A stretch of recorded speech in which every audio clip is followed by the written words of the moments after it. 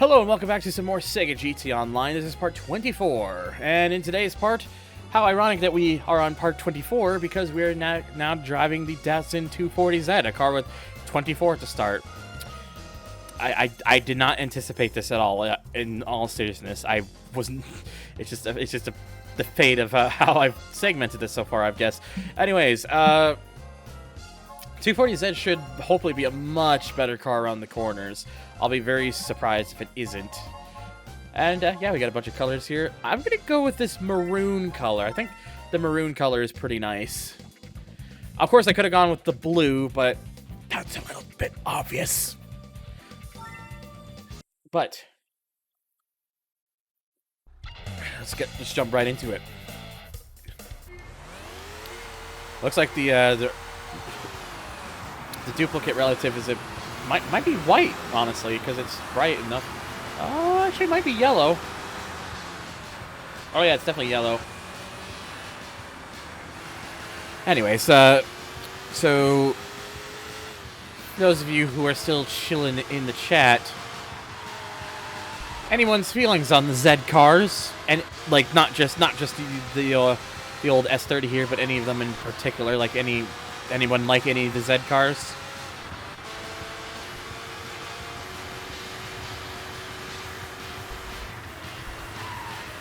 Ooh, jeez, that's a little wide. Oh. I didn't mean to do that. What is that Kirby?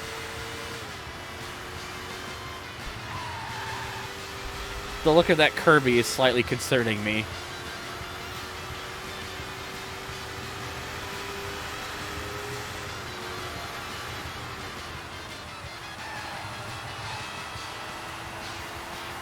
Oh, excuse me.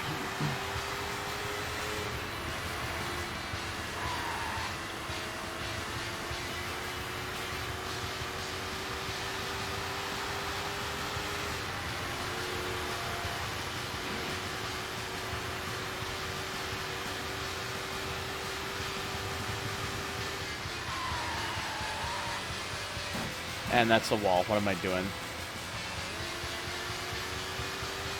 Apparently not paying enough attention, I think. Oh yeah, the one that's in Gran Turismo Sport, I'm guessing. The white one. Yeah, that's one's fairly neat. My uncle has 76 Camaro with a period correct Welland supercharger. Nice. I still prefer the earlier second gen Camaros because I think they looked a bit prettier than the Camaros later in that generation. Because though I will say some of the very late second gen Camaros weren't too bad. I think it was like the in between ones that I wasn't a fan of.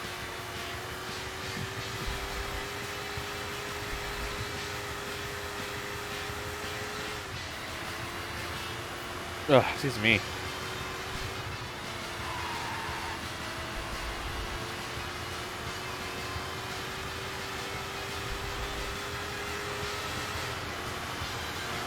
Alright.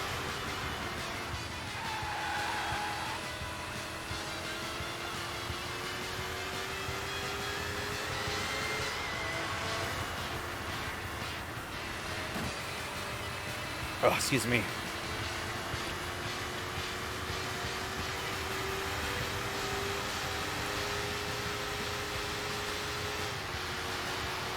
I mean, I guess it could be a bit Miserloo like. It's got that kind of, it's got that kind of like that flair to it, or that tang or whatnot. I'm thinking of wrong terms to describe that, but just don't mind me. Anyways, of course, the 240Z is just so much nicer to drive compared to that Corvette in the last part. It's like easily better. All right, so grab ourselves the tires.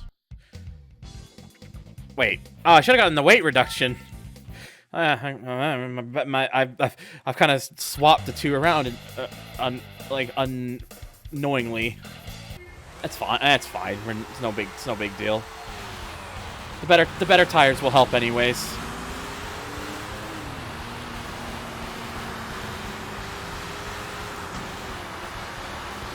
I mean, yes, there's the usual, as it tends to show up a lot for these early 80 races, the Sport Quattro, but I think we should still be okay.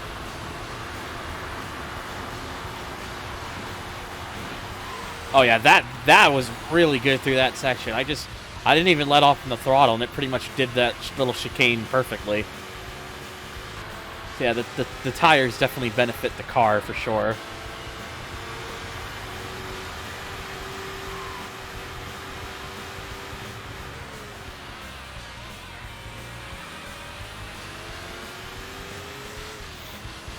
Yeah, because the thing was, I meant to get the weight reduction, but then I got a little bit confused with where I was, and so I got what I usually get for the late 80s and ended up getting it for the early 80s, which I suppose isn't particularly the worst idea, because Standing Night Speedway is the usual track we're on, and so far since I've been streaming, this has been the only race I've been getting for this particular time frame. So, this is a very technical. This is quite a technical track, so putting the better tires on here isn't I wouldn't say is a bad idea at all. If anything, it makes sense to do that.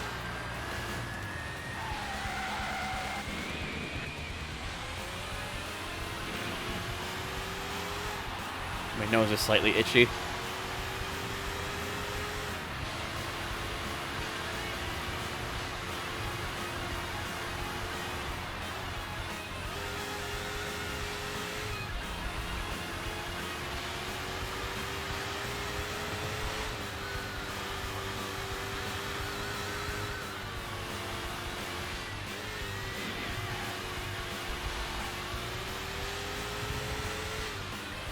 Yeah, I would definitely say this is going well. We're already quite a bit of ways from them. So yeah, I would say putting the tires on even at this point probably makes sense.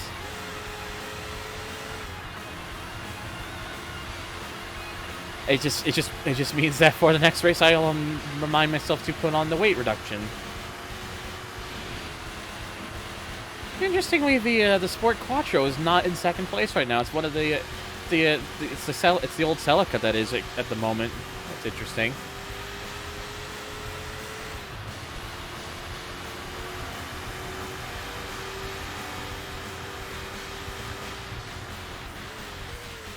Oh dear.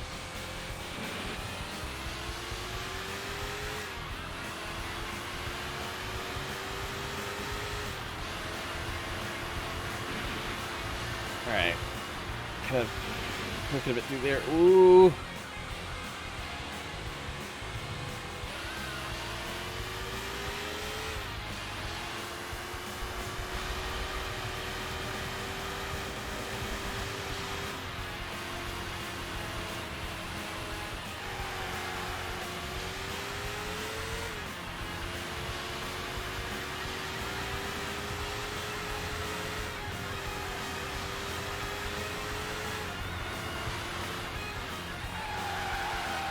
Oh dear. That particular corner there, I'm not very good at. It's just very sudden. It gets very sharp very suddenly.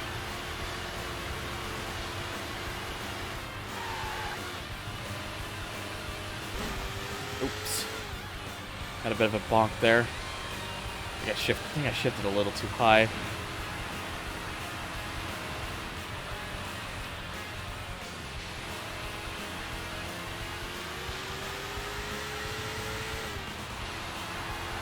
Okay. Coming up. And done. 207, 250.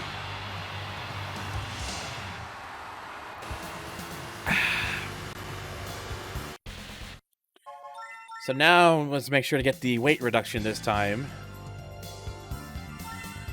Alright. Slow. Yes, weight reduction, please. Thank you.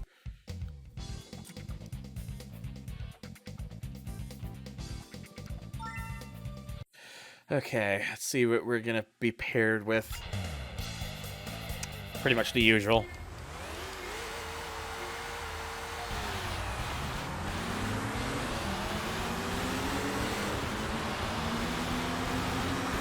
This should feel Compared to when I was using the Corvette around here last part, this should feel like a night and day difference to how this gets around here.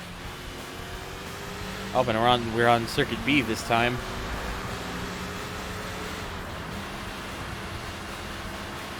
We seem to be alternating quite a bit so far with Falcon Wing A and Falcon Wing B for the late 80s.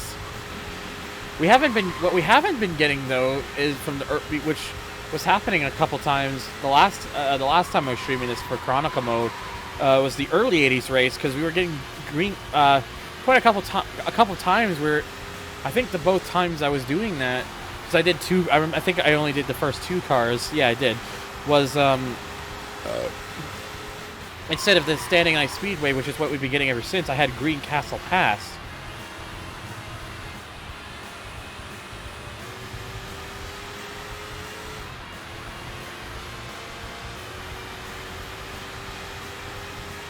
Which I know it is technically possible to get those other, in terms of like Green Castle Pass, and I think it's in very certain circumstances, you can actually get Wild Country Circuit, aka the track we've been getting as our 21st century track. I think it is technically possible to get it as the early 80s track. It's just rare that will happen. Ow. I was kind of sitting a little bit on my foot there. That was not comfortable. Don't know why I was doing that. Because I'm dumb, that's why. Hey!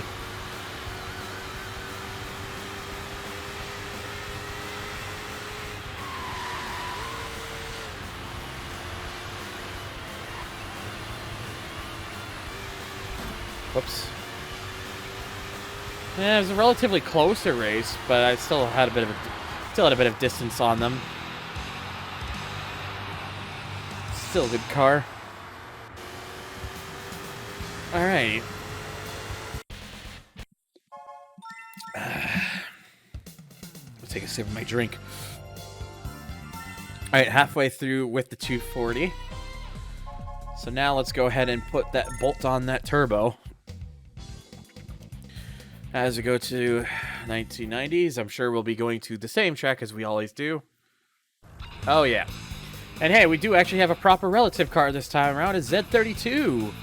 Or the 300ZX, as it was known over here.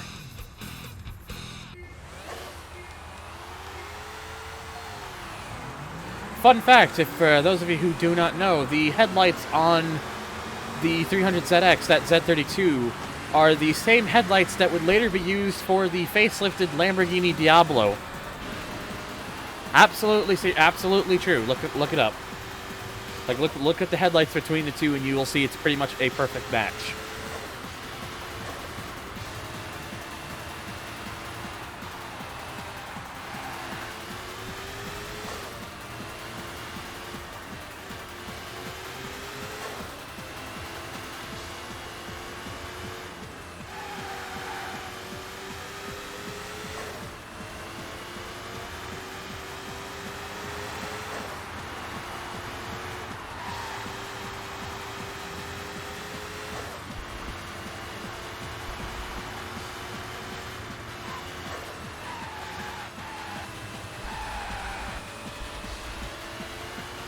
I got a slight bit of itching.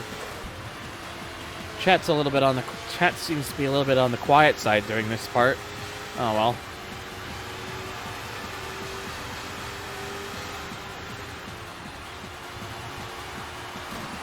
I like how there's an FC like way. Oh Jesus, because I'm not paying attention.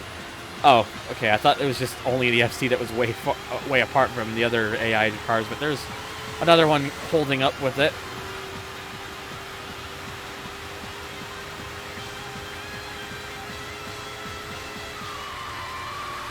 Oh, Jesus.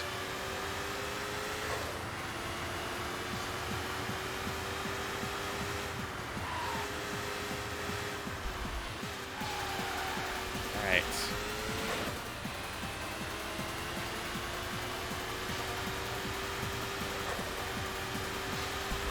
Okay, ooh, don't getting a little too close there. phone. I did not ask for Google. Apparently, I thought it said I meant that. God damn it. I don't understand my phone sometimes. Like, I'll be saying something, and then it's like I'll say something in maybe in a particular certain thing, and then suddenly my phone just wakes up thinking I'm trying to ask for the little assistant thing, but I'm not asking for it. It's like, no, Google, no.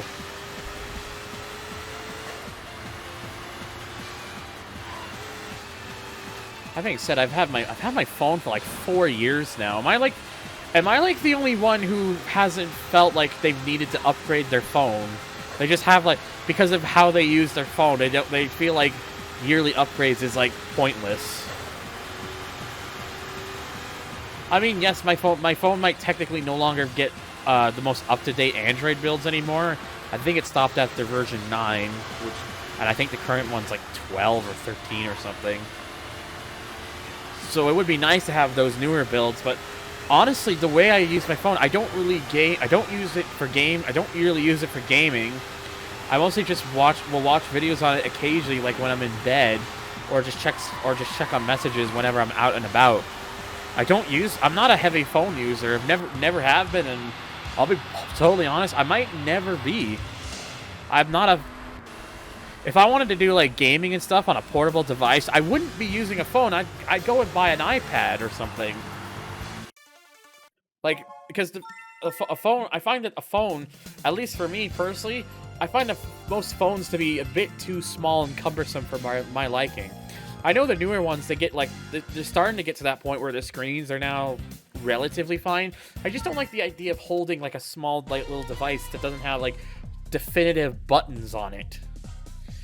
If I was gonna do that with a portable thing, an iPad would be better, because an iPad's huge. I'd have like plenty of space to work with.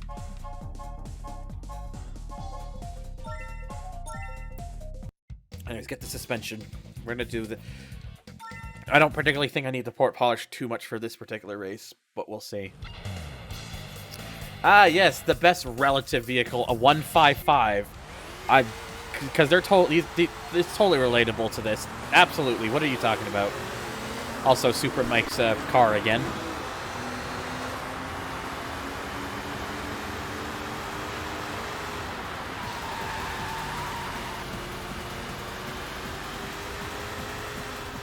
It's just, to me, it's just, I just find it pointless. I just have, like, no reason to get a phone every year. Like, will I upgrade my phone? I'm sure eventually I will, but I just like being able to, have cheaper plans, because I'm using a phone that, for me, still works. Because with my current thing, if I wanted to get a newer phone, I'd have to be adding to the cost of my phone bill like for the first couple years, just to pay off the phone.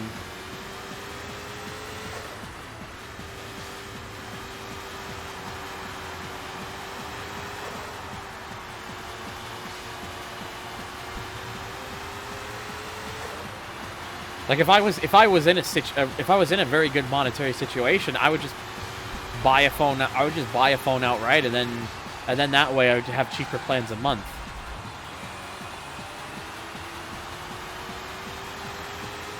But I'm not in a situation where I can do that, so.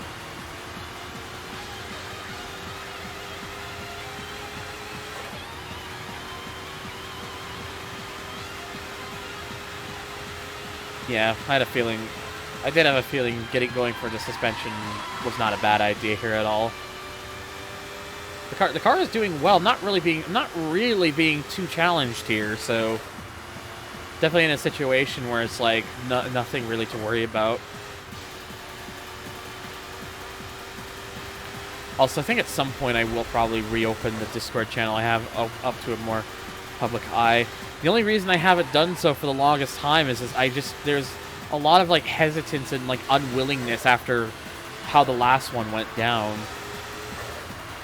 It was just a case of like I didn't trust the idea of it not to be seen and hijacked by people who were trying to get out of a situation that they were rightfully that a situation that they rightfully deserved, and just having people try to invade and like guilt trip me into that decision, which is like, no, you're not gonna guilt trip me into it. I'm not easily deterred like that.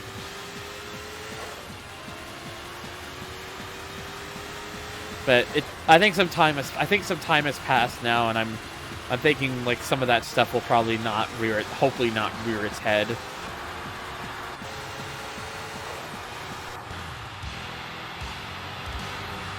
But we'll have to, I guess at the same time too, we would probably have to like find out or something, because honestly, I'm not 100% sure myself.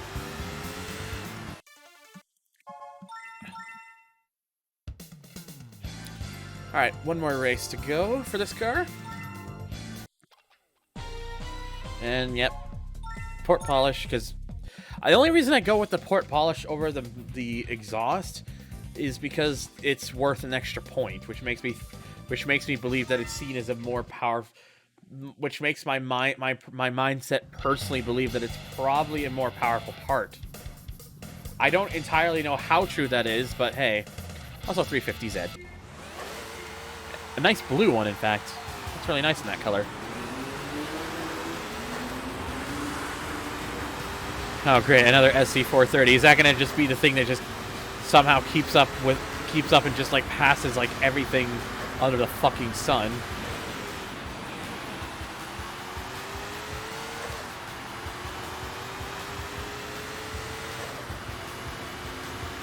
So far, looks like the answer, it might be no. It's the 350Z that's like, it's like hunting down that NSX there, which is a little bit surprising, because I think because that sort of vehicle, the NSX really should be like, in IRL, it would probably be hauling it away from the 350 just because it's such a good track car. But it seems like in this game they really try to benefit the relative vehicles.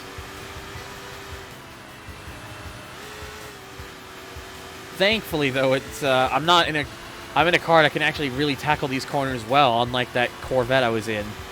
So here I can actually use this car more to the advantage that I want to be able to use it in.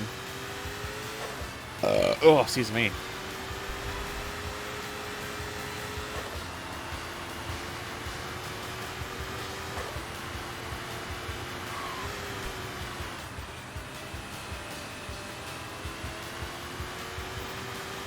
Oh.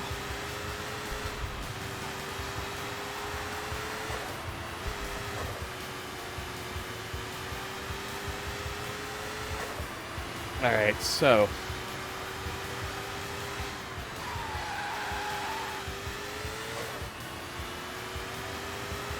yeah, looks like this car is just doing so well around here that I really don't have to worry at all. Like, got it.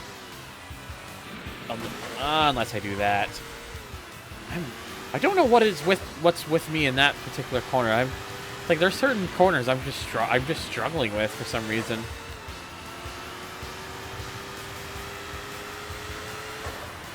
Not that it's not something I wish I was, but eh. All right, it's fine. We got one more lap to go here.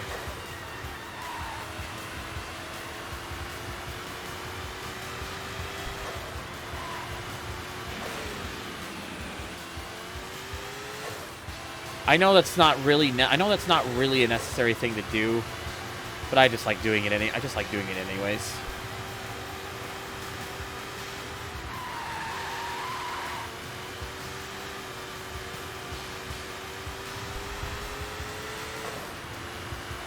Amazing how much of a gap I'm building up here over some of these cars. Probably would not have this sort of gap if the Exige was in this race, but it is not in this race, so.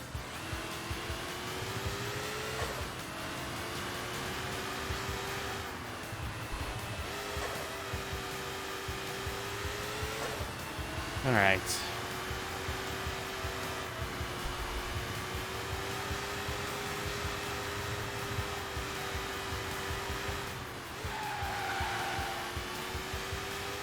Yes. No, I think in this particular race, the SC430 is slower because I get the feeling like the game likes to set it so that relative vehicles or whatever are get an extra speed boost or something. Because if the SC430 was like beating Skylines and whoa, excuse me. Let me try that again. Beating Skylines and RX-7's last race. There's like an NSX type R in this race, and that sort of vehicle should have been just killing it. And yet you see that 350Z behind me that's like way past it.